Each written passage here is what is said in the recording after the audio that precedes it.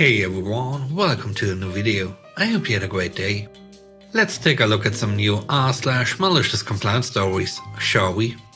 The first story is called Shouldn't Make Me Hourly Instead of Salary. Years ago I was an inside sales rep for a simultaneously large and tiny company in a niche market. It was at least equally outside sales, but I just didn't go outside. They had about 50 branches across the country of various sizes. The smallest was literally one guy who processed local orders and used hotshots for delivery. The largest had about 50 employees. I made 6 for my branch. I was literally the first salesman with a background in anything resembling sales that my branch had ever hired.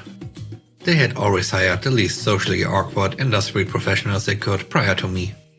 And they had their CSR doing the selling for over a year until I came on, so expectations were high.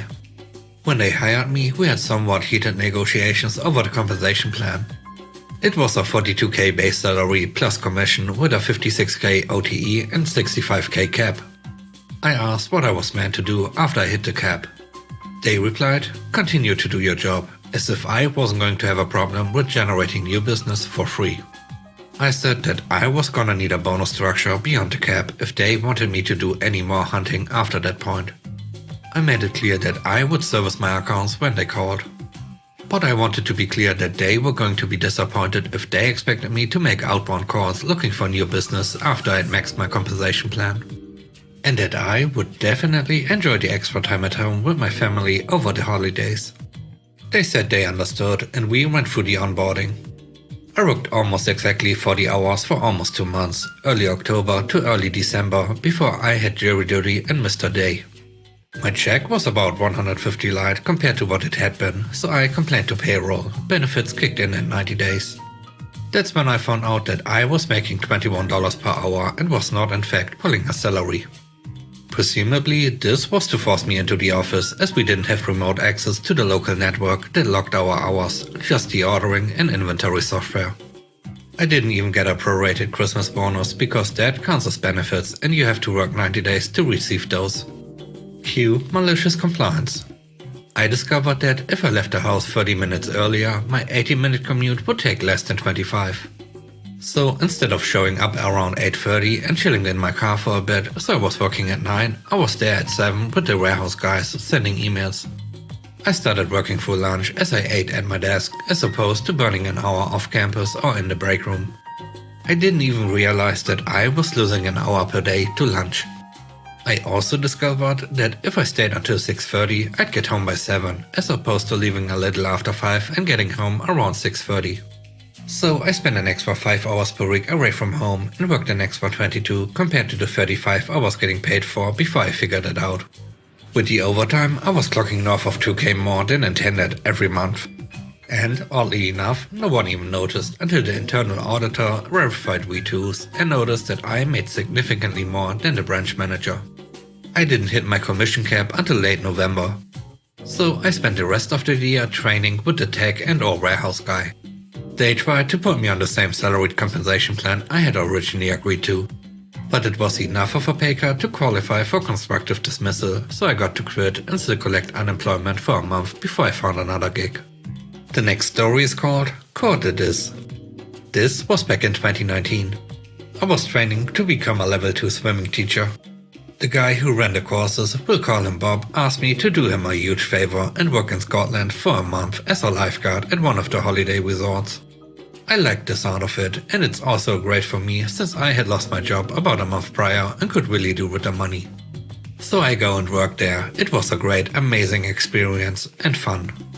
They asked me to stay an extra month. I agree a little begrudgingly since I have a swimming teacher job offer waiting. But after speaking with them, they are okay to wait the extra month. After a couple of weeks, they hire a new lifeguard. He causes some trouble with me and I decide that I have had enough and speak to the resort manager about leaving early. Since I wasn't meant to be staying later anyway and they have new lifeguards now, I figured I could go home. After having a chat with him, he agrees that it's okay. I try to talk to Bob, but he's off on holiday, so I tell his assistant and she says it should be all fine. So he owes me just over a week of wages, about 120 hours. When he comes back from holiday, he tells me he isn't going to pay it because I walked out on the job. I called the resort manager to see if they had paid him for all my work there, and they had. I was steaming. I called Bob and basically told him he had to pay me the money I had earned. He just kept saying, "You walked out, I have the upper hand here, and you can take me to court, but my lawyer says I will win." So I thought, court it is. I had to go through tribunal first, so I took this opportunity to gather my evidence. The holiday resort was on my side, so they were happy to sign all my hours off and send them to me. In that time, I realized that I was only asking for wages and holiday pay was mandatory, not optional. I wasn't expecting any kind of holiday pay beforehand. But since Bob wants me to go through all this trouble to get my basic pay, I may as well go full pelt and ask for holiday pay for the whole month and a half I was there. After speaking to a lawyer once, I had the tribunal certificate. They calculated my missing pay and holiday pay to be £1,500. He paid it all to me the day before our court date. The third story is called "Getting paid to do nothing is better than that." I worked night shifts in a large furniture warehouse, preparing furniture for the driver's next day deliveries. Each prepper was responsible for prepping 2 bays for delivery. To prep the furniture, we would unbox our furniture, put feet on couches, hardware on dressers, build dining room chairs and make repairs.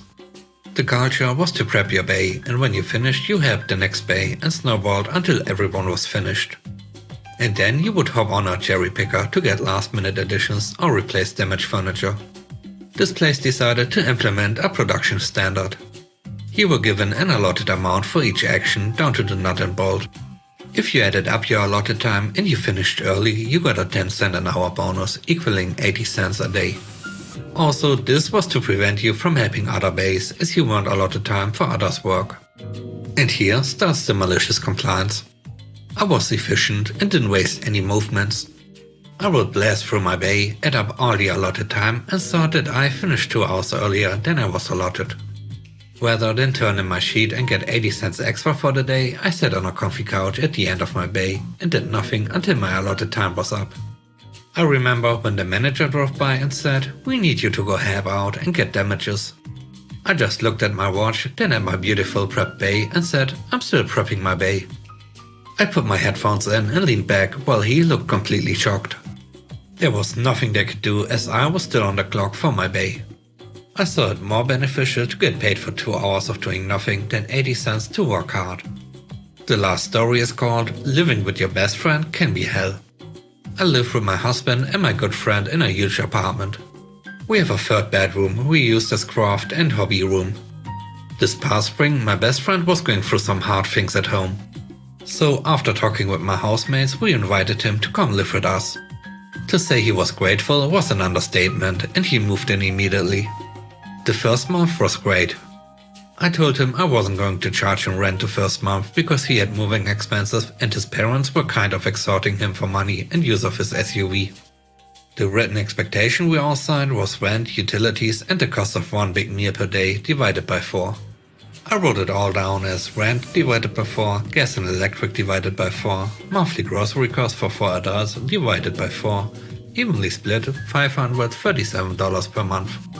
He agreed and promised to pay it by the 1st of every month starting in May.